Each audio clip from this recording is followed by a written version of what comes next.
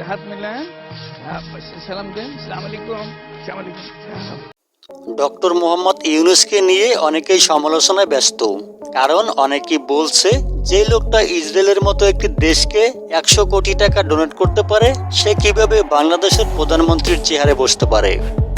যখন থেকে বৈষম্য বিরোধী ছাত্র আন্দোলনের সমন্বয়করা প্রস্তাব দিয়েছে যে তারা ডক্টর মোহাম্মদ ইউনূসকে অন্তর্বর্তীকালীন সরকার হিসেবে দেখতে চায়, তখন থেকেই ডক্টর মোহাম্মদ ইউনূসকে নিয়ে সোশ্যাল মিডিয়া জুড়ে এরকম কিছু বিতর্ক পোস্ট ঘুরে বেড়াচ্ছিল।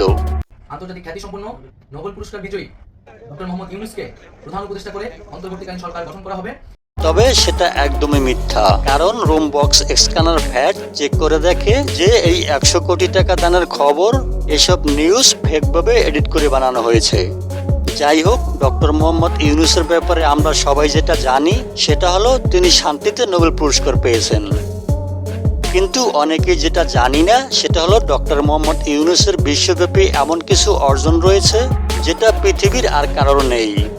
আপনি তার এই অর্জন সম্পর্কে জানলে আপনি নিজেই বলতে বাধ্য হবেন যে তার মতো একজন গুণী মানুষ আমাদের বাংলাদেশে আরো 100 বছরেও আসবে কিনা সন্দেহ। আমরা অনেকেই হয়তো জানি না যে পৃথিবীতে মাত্র 7 জন ব্যক্তি আছেন যারা একসঙ্গে নোবেল, আমেরিকার প্রেসিডেন্সিয়াল অ্যাওয়ার্ড এবং কংগ্রেশনাল গোল্ড মডেল একসঙ্গে এই 3টি পুরস্কার পেয়েছেন। আর এই 7 জন ব্যক্তিরা হলো Nelson Mandela, Martin Luther king এবং মাদার তেরেসা সহ আরো 4 জন। আর এদের মধ্যে 7ম ব্যক্তিটি হলো আমাদের ডক্টর মোহাম্মদ ইউনূস। 2012 সালে ফরজন ম্যাগাজিনে সারা বিশ্বের 12 জন টপ উদ্যোক্তার লিস্ট তৈরি করা হয়। সেখানে বিল গেটস আছেন, স্টিভেন্স আছেন এবং আমাদের ডক্টর মোহাম্মদ ইউনূস। জানলে আরো অবাক হবেন, জাপানের সিনিয়র হাই স্কুলের ইংরেজি টেক্সট বইতে আমাদের ডক্টর মোহাম্মদ ইউনূসকে নিয়ে একটা চ্যাপ্টার আছে। সেখানের স্কুলের সব ছাত্রছাত্রীরাও ওনাকে চেনেন। ডক্টর মোহাম্মদ ইউনূস বিশ্বের ক্ষুদ্র ঋণের জনক এবং তার এই সিস্টেমটাকে বিশ্বের আরো 100টিরও বেশি উন্নয়নশীল দেশ অ্যাডপ্ট করে নিয়েছেন।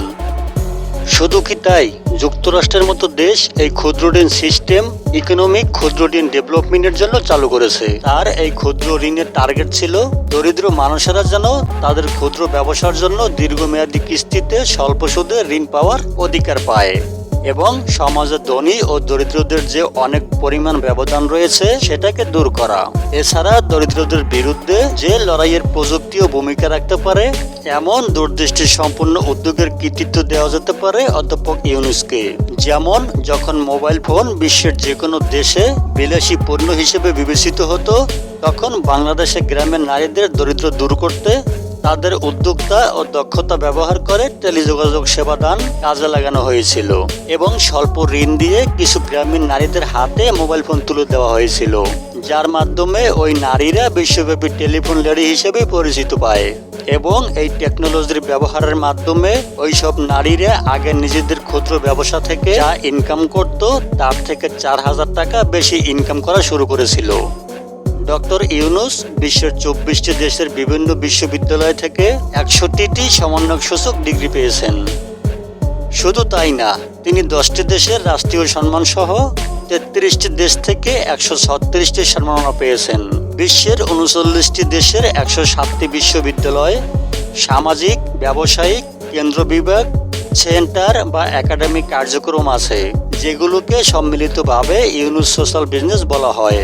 বিশ্বমঞ্চে তিনি যত ধরনের স্বীকৃতি পেয়েছেন, সরকারি, সামাজিক, অর্থনৈতিক, ক্রীড়া এবং সাংস্কৃতিক অঙ্গনের সব প্রাপ্তি একত্রিত করলে এমনটা ধারণা করাও ভুল হবে না যে ডক্টর মোহাম্মদ ইউনূস বর্তমানে বিশ্বের সবচেয়ে সম্মানিতদের মধ্যে একজন এবং আমাদের সকলেরই গর্বিত হওয়া উচিত যে তিনি বাংলাদেশী এবং তার মতো একজন হাই এডুকেটেড দূরদর্শী সম্পূর্ণ একজন মানুষ আমাদের বাংলাদেশের দুরবস্থাকালীন সময় হাল ধরার জন্য সম্মতি জানিয়েছেন। সেটাকে আমাদের সকলেরই সহমত জানানো উচিত।